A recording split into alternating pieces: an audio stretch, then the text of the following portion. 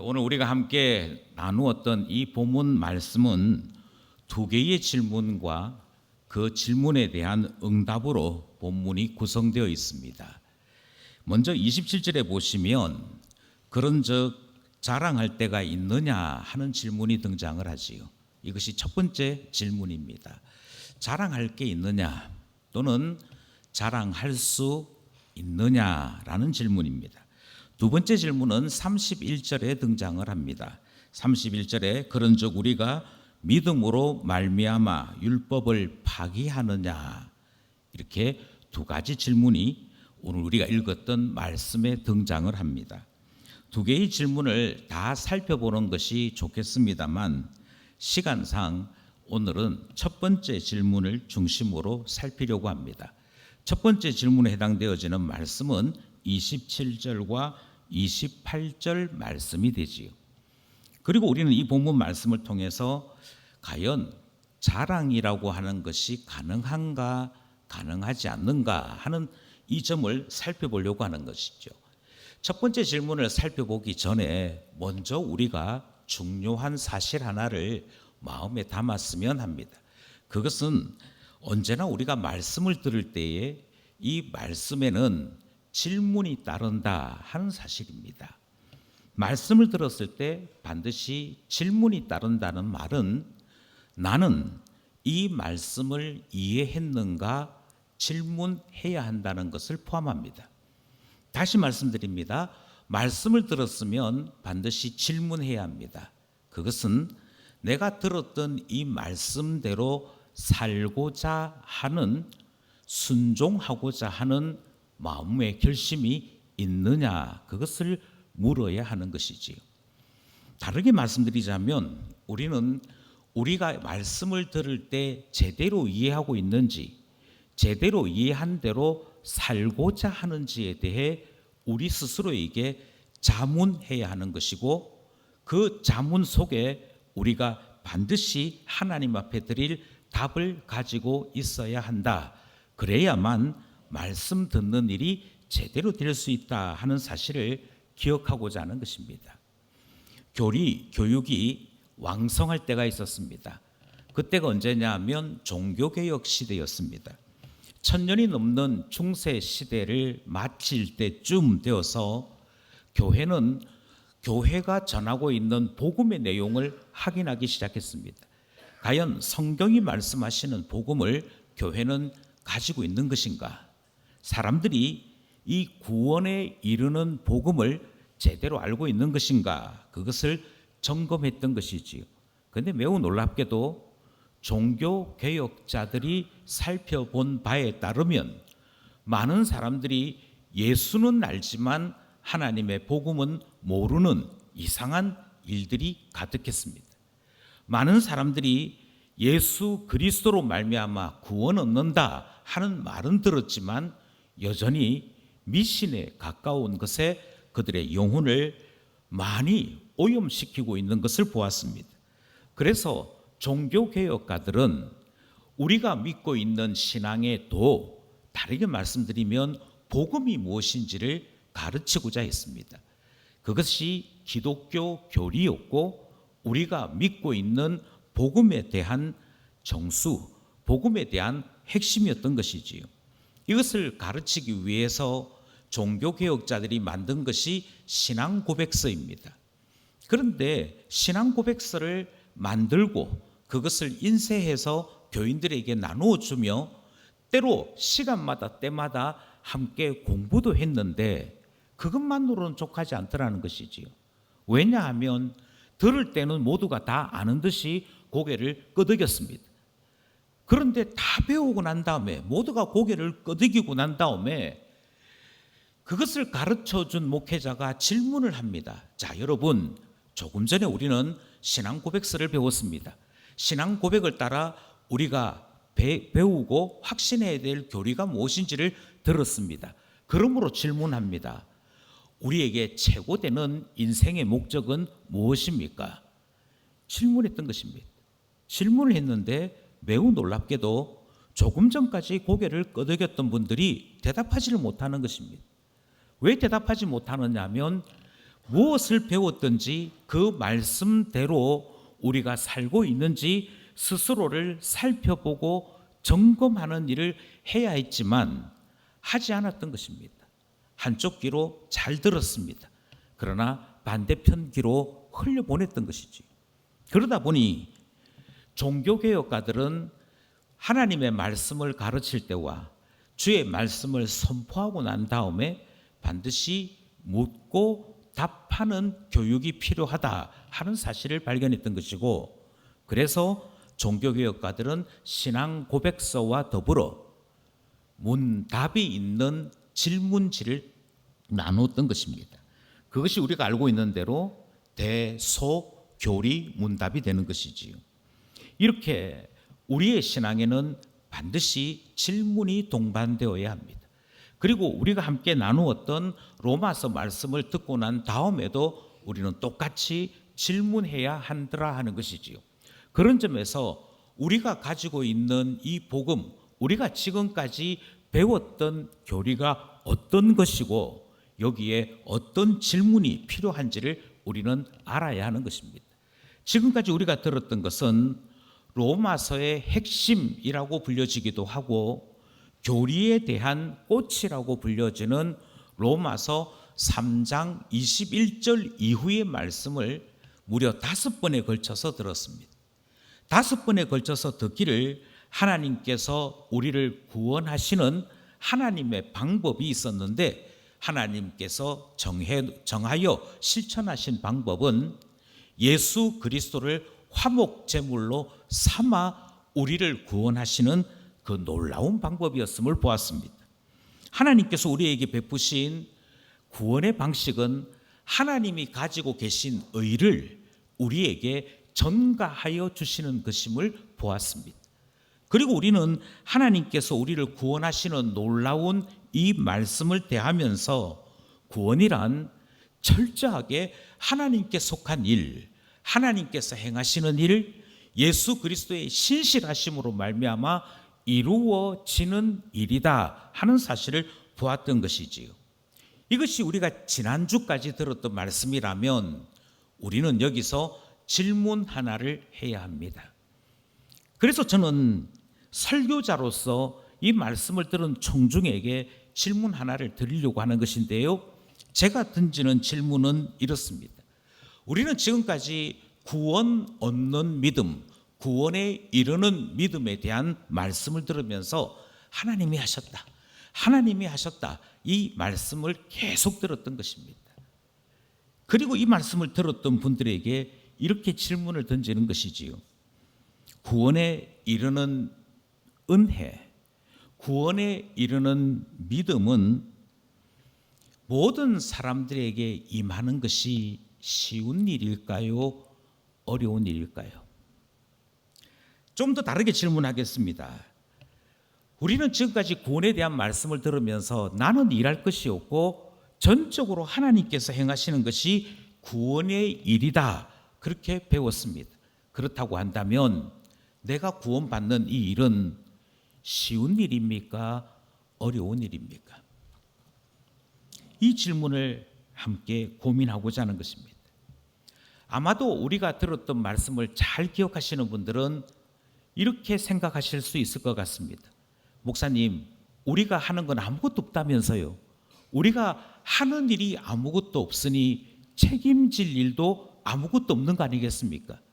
내가 할 일도 없고 책임질 일도 없는 것이 구원이라면 구원이라는 것은 쉬운 일일 것 같습니다. 이렇게 대답하시는 분들이 계실 것 같습니다. 일견 옳은 얘기입니다만, 그렇다면 어떻게 구원을 얻는가 하는 점을 다시 한번 생각해 보십시오. 하나님께서 하셨다고 했지요. 하나님께서 예수 그리스도의 화목 제물 되심을 주님께서 기쁘게 받으시고 구원 베푸신다고 우리는 말씀을 들었지요. 바로 여기에 구원이 가지고 있는 어려운 면이 있습니다. 내가 해야 될 일이면 내가 각성해서 언제부터 하겠다 하면 쉬울 수 있습니다. 결정을 내가 하는 것이니 나만 결정하면 되는 거 아니겠습니까? 내가 마음 먹으면 되는 거 아니겠습니까? 그럼에도 불구하고 구원은 나에게 속한 일이 아닙니다. 하나님께 속한 일입니다. 어떤 여인을 사랑했던 청년이 있었습니다. 그 청년은 한 여인을 보고 너무도 마음에 들어서 그 여인의 마음을 사고 싶었습니다. 깨끗하게 단장하고 가능하면 멋진 말, 아름다운 말을 그 아름다운 여인에게 전해주기도 했습니다. 이 모든 행동은 그 여인에게서 마음을 얻기 위해 그가 행했던 모습들이었습니다. 그리고 그가 생각한 그 날에 프로포즈를 했습니다. 나는 당신을 사랑합니다. 저와 결혼해 주시겠습니까? 다르게 말씀드리면 당신의 마음을 얻고 싶습니다. 당신의 마음을 내가 사고 싶습니다. 그것 아니겠습니까? 그렇게 수많은 사람들이 프로포즈를 했습니다. 그런데 그런 경험을 가진 분들에게 질문합니다.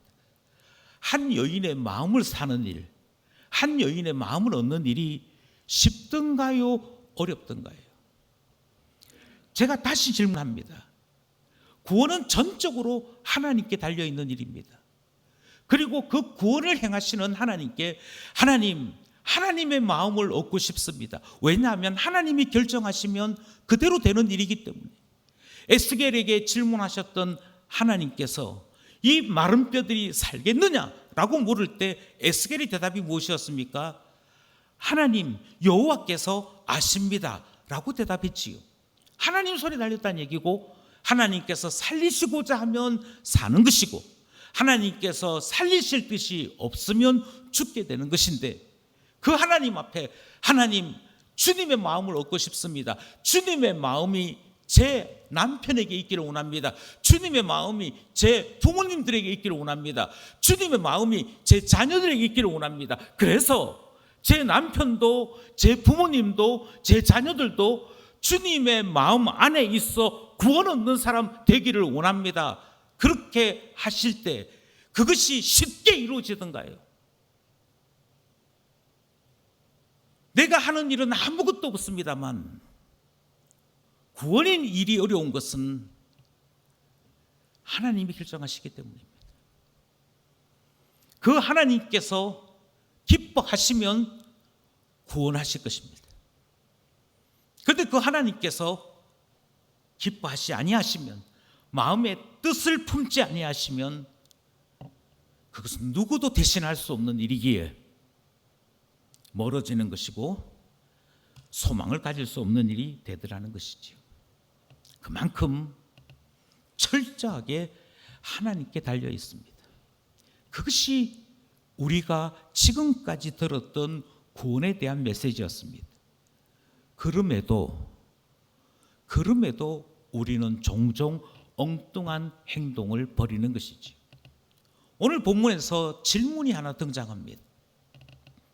조금 전까지 구원에 관한 교리를 실컷 들어놓고는 우리가 어떻게 구원받을 수 있는지에 대한 말씀을 잘 들어놓고는 교인들이 그 말씀 들은 것과 상관없이 그들의 삶 속에서, 교인들과 교인들 간의 교제 속에서 종종 일어나는 복음과 멀어진 행동이 하나 등장하는데, 그 멀어진 행동이 무엇이냐면 자꾸만 교인들 가운데 자랑하는 사람들이 생겨나더라는 것입니다. 지금 바울이 주목하고 있는 것은 그들의 행동이 얼마만큼 잘못되었는지를 가르치기 원해서 질문하는 것입니다. 여러분, 혹시 여러분 중에 자랑하신 분 손 한번 들어보십시오. 그 뭐를 자랑하신 겁니까? 이렇게 질문하지 않고 아주 직선적으로 질문합니다. 아니, 듣자 하니 여러분 가운데 자기 자신을 자랑하는 사람이 있다고 들었습니다. 그런데 제가 질문합니다. 도대체 뭘 자랑한다는 얘기입니까? 뭘 자랑할 게 있다는 얘기입니까? 이렇게 질문하는 것이지. 그리고는 이렇게 얘기합니다. 도대체 자랑을 하게 되는 이유는 뭡니까? 무슨 이유로, 어떤 원칙이 있어서, 어떤 법칙이 있어서 자랑한단 말입니까? 이렇게 질문하는 것이죠. 그 말뜻이 있는 것이 27절입니다. 27절 말씀 다시 한번 우리가 합독하기 원합니다. 시작. 그런즉 자랑할 때가 어디냐? 있을 수가 없느니라. 무슨 법으로냐? 행위로라 아니라 오직 믿음의 법으로니라. 아멘. 자랑할 때가 있느냐라고 질문을 하는 것, 그리고 난 다음에 곧장 사도 바울은 답을 합니다. 자랑할 것이 없다라고 말씀하시죠.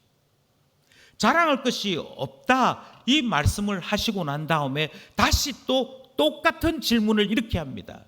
무슨 법으로냐? 여기서 말하는 법이라는 것은 어떤 법 조항을 이야기하는 것이 아닙니다. 우리 표현으로 다시 바꾸자면, 우리가 사용하는 언어로 다시 순화시키자면 도대체 무슨 근거로, 도대체 무슨 원리에 의해서 자랑한단 말이냐? 혹시 여러분들이 율법으로 행위를 자랑하고자 하는 그런 삶으로 돌아간 것이냐? 아니면 여전히 나는 예수 그리스도를 신뢰함으로 구원 얻습니다 하는 이 신앙의 체계 안에 있으면서도 자랑한단 말이냐? 이 질문이 등장한 것이죠. 우리 생각에는 이게 도대체 자랑한다는 것이 뭐 그렇게 심각한 문제인가 자꾸만 질문하게 됩니다. 아닙니다. 사도 바울은 만약 그리스도의 도를 알고 있으면서도 자랑하는 사람이 있다면 이것은 심각한 일이라고 경고합니다. 왜냐하면 자랑한다는 것이 단순한 행동 같아 보입니다만 그 속에는 수많은 영적인 현실들을 내포하고 있기 때문입니다. 그것에 관한 말씀이 28절입니다. 28절 말씀 함께 합독합시다. 시작. 그러므로 사람이 의롭다 하심을 얻는 것은 율법의 행위에 있지 않고 믿음으로 되는 줄 우리가 인정하노라. 사도 바울이 이렇게 얘기합니다. 저나 여러분이 구원을 얻는다? 그럼 다시 말씀드립니다. 우리가 율법을 지켰기 때문에, 내가 뭔가를 행하였기 때문에 구원 얻은 것이 아닙니다. 따라서 우리의 삶이 율법을 핑계로, 율법을 근거로 자랑도 하고 또는 다른 사람에 대하여 핀잔도 하는 그런 삶이라고 한다면 아직도 의롭게 되는 길이 무슨 원칙에 의해서 일어나는 것인지 모르는 것과 같습니다.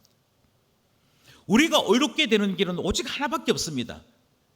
나의 행위, 나의 선행, 나의 실수, 내가 알고 있는 지식, 나의 배경, 그 어떤 것도 아무런 영향력을 끼치지 않습니다.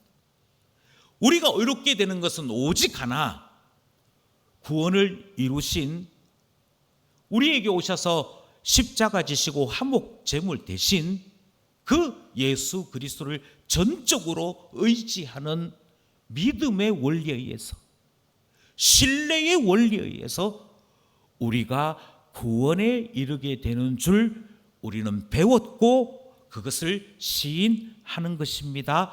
그렇게 얘기하는 것이죠. 그러니 여러분, 제가 알아요. 예수 믿으면 구원 얻습니다. 안다니까요. 이렇게 말해서는 안 된다 하는 점을 다시 깨닫게 됩니다. 아는 줄 알았어요. 똑같이 말을 하니까. 말을 똑같이 하거든요. 예수 믿으면 구원 얻습니다. 아멘! 똑같이 했다는 거죠. 고개 끄덕거렸다니까요. 실컷 고개는 끄덕거려 놓고 우리가 하나님 앞에 구원받는 것은 율법의 원리에 의해서가 아니고 우리의 행함의 원리에 의해서가 아니고 모든 구원은 주께서 이루시는 것이고 우리는 그 구원을 의지함으로 주께서 이루신 것을 우리가 의탁함으로 우리는 구원의 선물을 받을 뿐입니다. 이거 실컷 배워놓고는 그런데 내가 네보다 낫다 이렇게 말하는 것은 모르는 것이다. 그렇게 말씀하고 있는 것이죠. 그러니 자꾸 질문해야 합니다. 그러니 자꾸 점검해야 합니다. 아는 줄 알았어요. 깨닫는 줄 알았어요. 그것을 깨닫고 이제 우리가 죄인인 것을 고백했고 그리고 예수 없이는 구원받을 수 없음을 고백했으니 우리 가운데 자랑하는 사람은 아무도 없는 줄 알았던 것이지요. 도대체 자랑할 건덕지가 무엇이 있습니까? 자랑할 자격이 어디에 있습니까?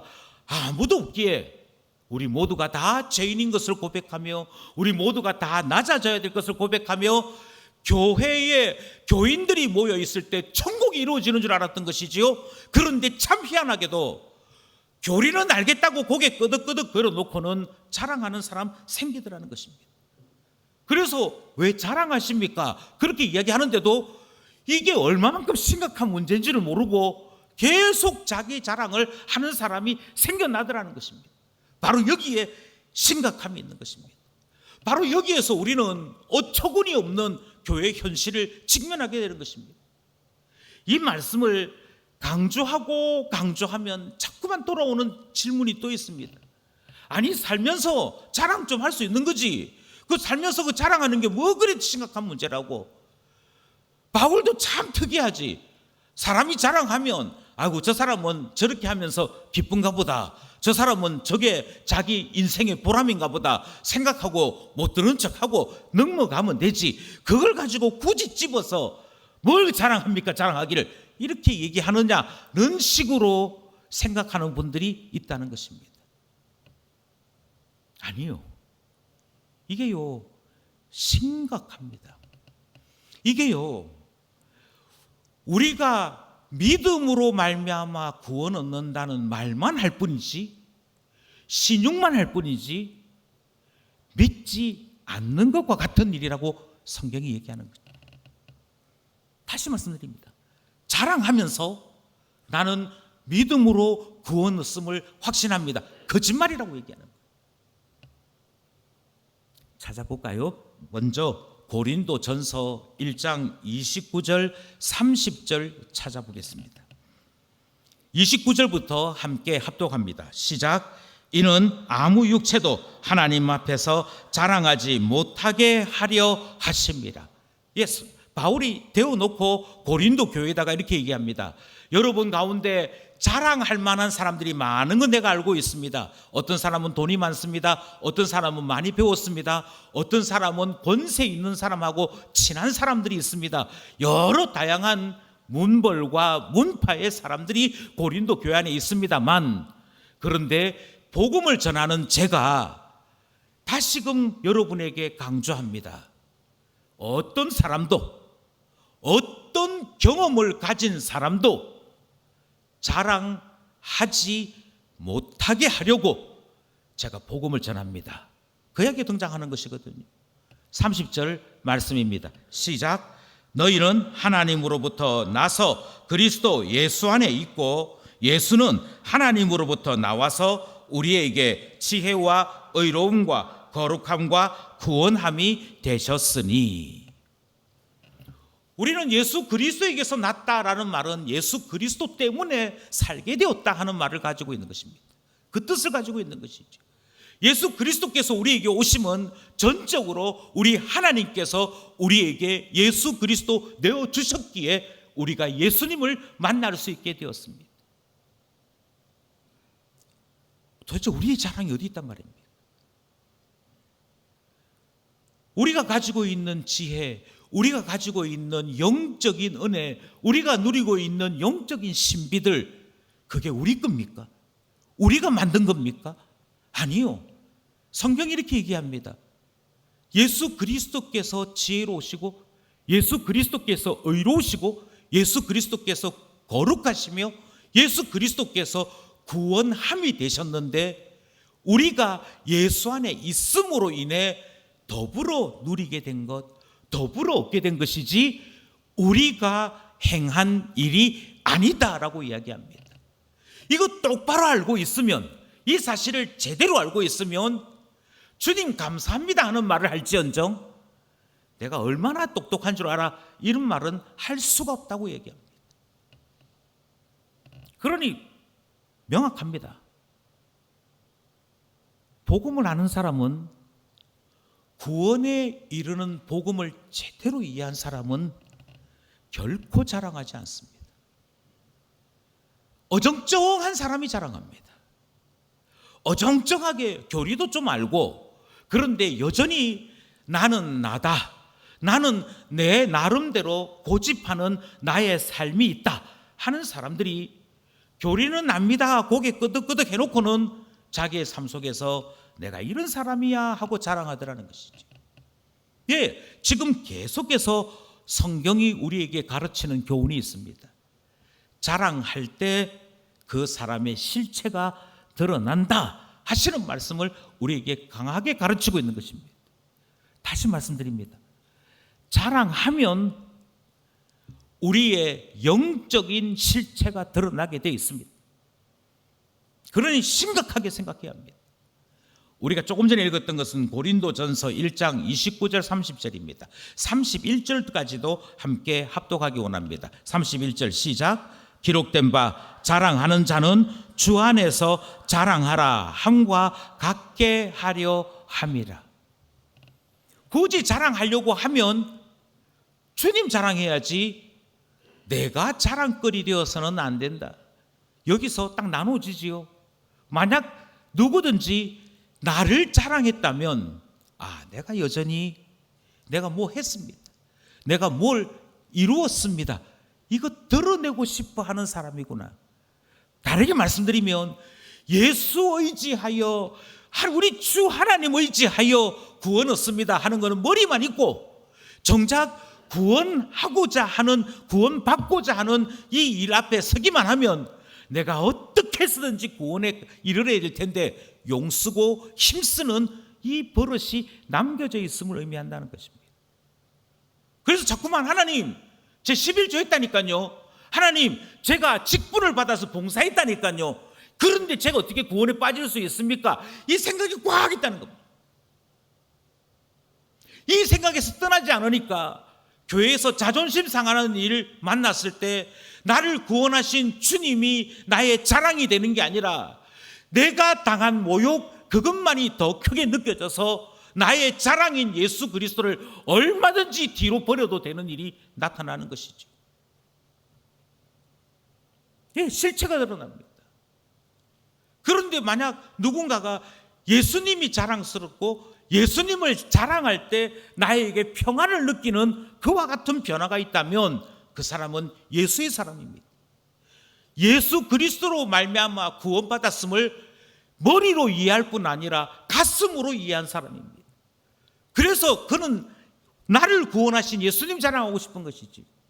제가 무슨 자격이 있습니까? 제가 무슨 구원받을 만한 존재가 됩니까? 그런데도 불구하고 주님께서 저를 불쌍히 여기셔서 긍휼을 베풀어 주심으로 하나님 나라 백성 되는 놀라움을 제가 누리게 되었습니다. 주님이 너무 감사합니다. 주님이 너무 고맙습니다. 주님께서 베풀어 주신 사랑 감당할 수 없습니다. 그것이 자랑이 되는 사람은 진짜 구원을 이해한 사람이라는 거예요.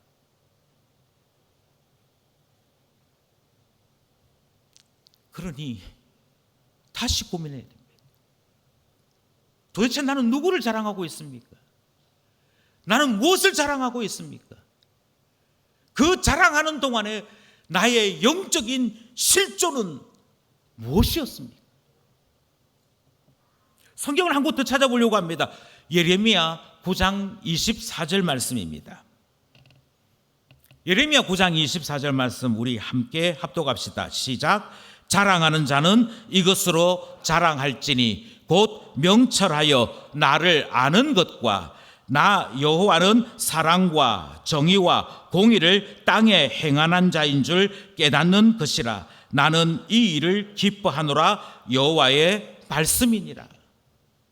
주님께서 어떤 사람을 기뻐한다 말씀하시냐면 자랑하기는 자랑하는데 자기 자신을 자랑하는 사람이 아니고 내가 하나님을 알게 되다니 내가 하나님을 만나게 되다니 그것 자랑하는 사람이라고 얘기합니다. 다르게 얘기하면 은혜를 받게 된 것을 감사하게 생각하는 사람, 그것에 감격이 있는 사람, 그 사람을 주님께서 기뻐하신다고 말씀하십니다. 그가 발견한 하나님은 이렇습니다. 그가 발견한 하나님은 하나님께서 명철하시고 지혜로우시고 사랑과 정의와 공의가 가득한 분임을 알아본 사람이라고 성경이 기록하고 있습니다. 오늘도 하나님을 만났습니다. 오늘도 하나님 음성을 들었습니다. 그리고 하나님 음성을 듣는 가운데 하나님은 참 지혜로우시다, 그것 깨닫게 되었습니다. 그러는 사람을 주님은 기뻐하신다고 말씀하시지요.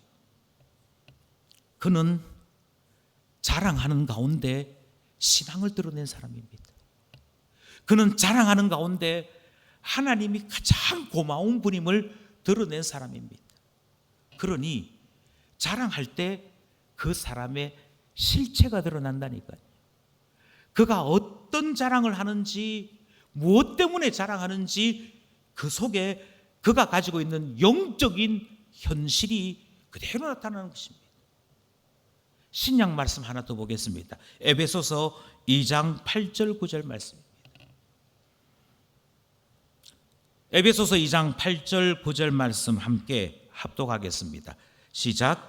너희는 그 은혜에 의하여 믿음으로 말미암아 구원을 받았으니 이것은 너희에게서 난 것이 아니요 하나님의 선물이라. 행위에서 난 것이 아니니 이는 누구든지 자랑하지 못하게 함이라. 아멘. 우리가 잘 아는 말씀입니다. 우리가 구원받은 게 성경이 계속 강조합니다. 행위로 말미암아 구원을 얻은 것이 아니다. 내가 뭔가를 잘해서 구원받았고 쟤는 뭔가를 잘 못해서 구원받지 못했고, 이 생각 철저히 버리라고 계속 이야기합니다. 그리 구원받은 거 아니다. 그 생각은 저 멀리 던져버려라. 그럼 우리가 어떻게 구원받았느냐? 우리가 구원받은 것은 주께서 우리에게 선물로 주셨기에, 주께서 우리에게 거저 주셨기에, 구원에 필요한 모든 것은 하나님께서 행하시고 그 결과인 구원은 우리에게 선물로 주셨기에 우리가 그냥 선물 받음으로 구원에 이르는 자 된 것이지, 우리 중에 누구도 수고해서 구원에 이르는 자가 아무도 없다. 지금 그 말씀을 계속하고 있는 것입니다. 그래서 주님 감사합니다. 제가 무슨 자격이 있어서 이 귀한 선물 받겠습니까? 제가 무슨 자격이 있어서 이 구원의 선물 받을 만한 그런 사람 되겠습니까? 자격도 없고 그와 같은 어떤 건덕지도 없는데 오히려 제가 하나님께 대하여 원수로 살았던 사람인데 그런 저에게 이 놀라운 선물 주시다니요. 그것 아는 사람, 그 사람이 진짜 구원하는 사람이요, 행위로 말미암는 구원이 아닌 하나님의 은혜로 구원 얻는 것을 아는 사람이라고 말씀하는 것이지. 우리는 지금 이 갈등 앞에 서 있습니다. 우리는 지금 이 고민 앞에 서 있습니다. 그리고 우리는 이 말씀을 제대로 들었다면 오직 한 가지 성경이 명령하는 말씀 앞에 순종해야 할 입장을 깨닫게 되는 것이지요. 나는 지극히 낮아져야 됩니다. 아무것도 한 것이 없으므로 비참한 우리가 구원에 이르는데 그 어떤 것도 한 것이 없으므로 낮아지고 낮아져야 됩니다. 그리고 자랑이 되시는 분, 영광을 받으셔야 되는 분, 우리의 찬송이 되시는 분은 우리 주 예수 그리스도와 예수 그리스도를 보내신 하나님 뿐인 줄 알고 주님 앞에 찬송하는 자, 감사하는 자, 그렇게 살아야 하는 것입니다. 그런데요, 이게 그냥 되지 않습니다. 우리의 타락된 본능이 있어서요, 우리에게는 썩어진 본능이라는 것이 있어서요, 내가 내 자랑할 때는 막 기쁨이 넘칩니다. 내가 내 자랑할 때는 힘이 솟습니다. 이 어려운 시험을 내가 통과했잖아. 이 어려운 공부를 내가 완성했잖아. 내가 이런 사람이야. 그 이야기 할 때는 없던 힘도 생겨납니다. 그런데 우리 본성이 얼마나 타락했든지 이렇게 놀라운 은혜를 주신 주님을 찬송하는 일에는 목소리가 뒤로 들어가요. 열심이라고 하는 것이 보이지 않아요. 그저 중간쯤 다른 사람들이 찬송하면 찬송하는 중간쯤, 다른 사람이 기도하면 기도하는 중간쯤, 그러면서 하나님 영광 받아주십시오, 하나님 우리의 감사와 경배를 받아주십시오, 신용하는 우리의 모습을 보게 됩니다. 나를 낮추는 일이 생각으로 되는 게 아닙니다. 끊임없이 자기 자신을 쳐서 복종해야만 일어나는 일입니다. 그러니 한두 번의 결심 가지고, 한두 번의 은혜의 감동 가지고 낮아져야 할 텐데, 이것 가지고 낮아진 것으로 생각하는 일이 없어야 합니다. 끈질기게 내가 완전히 바닥으로 내려가기까지 쳐서 복종시켜야 됩니다. 하나님을 높이 찬송하는 일, 하나님 앞에 영광을 돌려드리는 일 또한 마찬가지입니다. 한번 해보십시오. 주변 사람들 때문에 내가 지금 뭐 하고 있나 싶어서 소위 말하는 뻘쭘해지면 뻘쭘해졌지, 그 속에 뜨거움이 생겨나지 않습니다. 주를 찬송하기를 끊임없이 도전받고 훈련받아야 합니다. 그래야 겨우 우리는 주를 찬송하는 자의 반열에 들어설 수 있습니다. 그것이 현실입니다. 이 말씀대로 사는 일이 복음을 누리는 일인데, 복음을 누리는 일이 우리에게서 저절로 일어날 것이라고 생각하지 마십시오.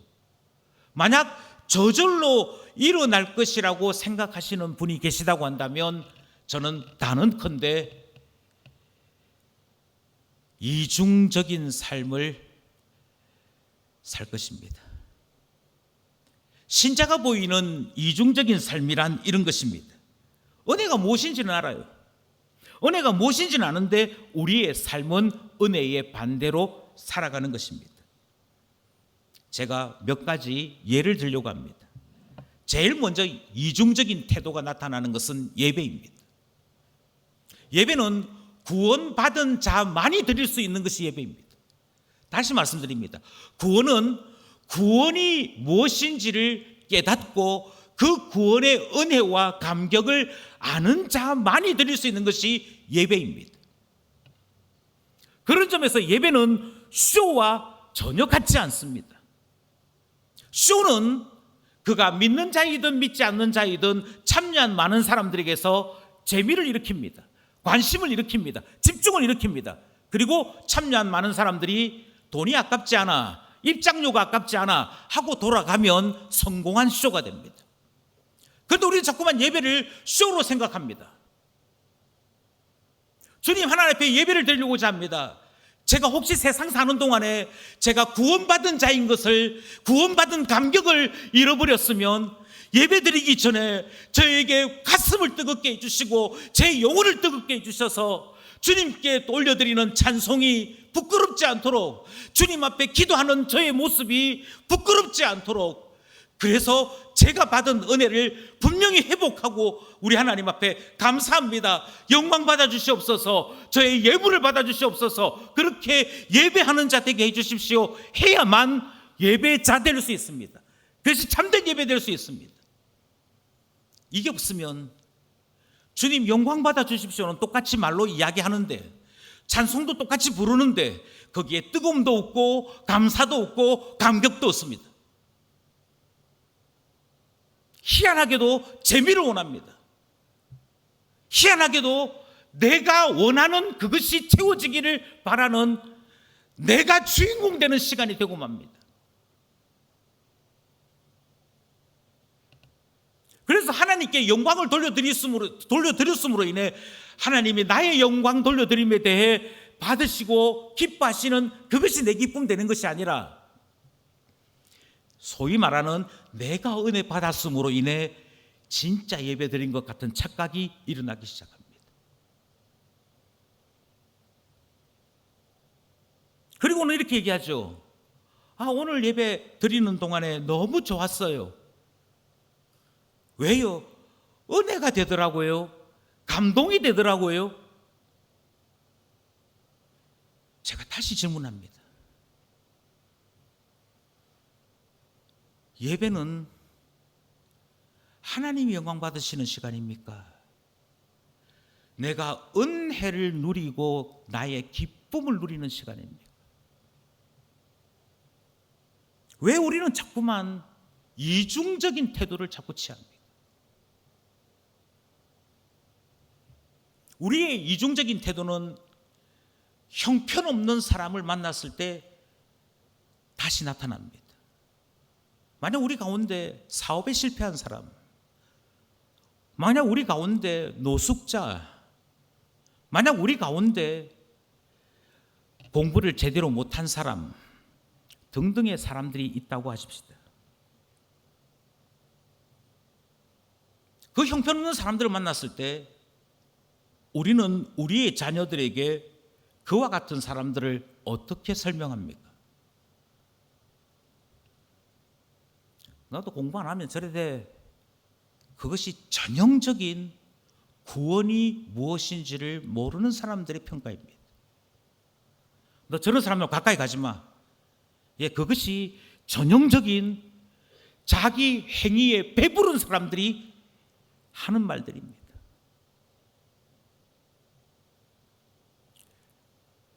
심판받아 마땅한 존재, 이미 지옥 자식이었던 저를 구원하여 주셨습니다. 이 말을 진심으로 하지 않은 사람들에게 해당되는 얘기입니다. 저도 주님 바깥에 있던 이방인이었고 구원에서부터 멀리 있던 자였는데 주께서 불러주심으로 인해 하나님 나라 백성 될 수 있었습니다. 이 말의 뜻을 모르는 사람들은 아유, 제가 뭐라고요? 제가 별거 아닙니다. 겸손한 척은 하지만 여전히 마음속에 내가 별것 아니지만 너보다 나, 이 마음이 여전히 남아있기에 소위 루저라고 불리고 형편없는 사람들을 만났을 때 우리는 우리의 자녀들에게 너 저런 사람 되지 마, 너 저런 사람이 되지 않으려면 공부해야 돼, 성공해야 돼, 그런 이야기들을 그냥 하는 거예요.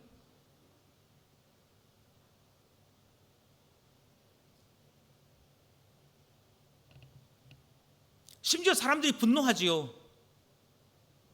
저리 가라고. 그것은 아직까지도 여전히 우리의 삶 속에 율법의 원리, 우리의 삶 속에 성공의 원리가 남겨져 있음을 드러내는 표시입니다. 열심히 노력해봐 성공할 수 있지. 열심히 해봐 너가 잘 될 수 있지. 저 사람들은 열심히 안 한 거야.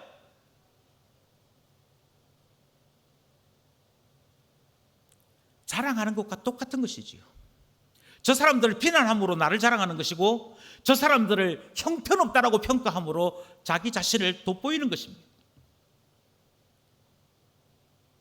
그런데 참 대단히 안타까운 것은 교회 안에도 종종 이런 모습들이 나타난다는 것입니다. 자, 함께 일해 보십시오. 함께 일하셔서 좋은 한 팀을 만들어 보십시오. 예, 그래서 때로는 일 못하는 사람들이 우리 팀 안에 들어올 수 있습니다. 때로는 게으른 사람이 우리 목장 안에 들어올 수 있습니다. 그럴지라도 나도 이전에는 멸망의 자식이었고 사탄을 아버지로 둔 자였음을 기억한다면 주님 앞에 그 어떤 것도 선한 영향력을 끼친 적이 없는 철저한 죄인임을 기억한다면 다르게 얘기할 것입니다. 저도 죄인이었습니다. 저도 실패자였습니다. 저도 부족함이 많은 자였습니다. 그런 저를 주님이 그럼에도 사랑해 주셨습니다. 형제여, 혹시 내가 뭘 못한다는 것 때문에 위축되어 있습니까? 이 세상이 나에 대하여 손가락질하는 것 때문에 힘드십니까? 사람들은 손가락질할지라도 나를 구원하신 우리 주님은 나를 맞이하신 같이 형제를 맞이하실 것입니다. 당신을 위해 피 흘리신 주님은 나를 사랑해 주신 것처럼 당신을 사랑해 주실 것입니다. 그 말을 할 수 있어야 되는 것이잖아요. 그래서 주님이 영광 받으셔야 되는 거잖아요. 그것이 진정 예수 그리스도의 은혜로 구원받은 자들이 보여야 될 행동 아니겠습니까? 만약 아직도 고개는 끄덕이면서도 복음이 우리에게 말씀하시는 대로 뜨거운 심장을 가지지 못하셨다면 이 말씀 앞에 다시 한번 바른 신앙의 모습이 무엇인지를 고백하시면서 은혜를 구하는 우리 되었으면 좋겠습니다. 만약 우리가 은혜를 깨달은 신자라면, 만약 우리가 죄인임에도 불구하고 나를 살려주신 그 복음을 온전히 누린 참 신자라면,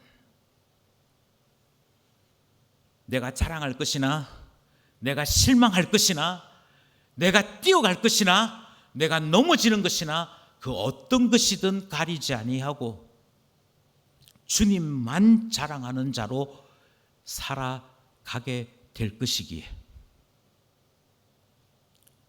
주님만 자랑하는 우리 되기를 원하는 것입니다. 이 은혜가 우리 가운데 있어서 머리로도 가슴으로도 복음을 하는 하나님 자녀 되시기를 간절히 소원합니다. 기도드리겠습니다.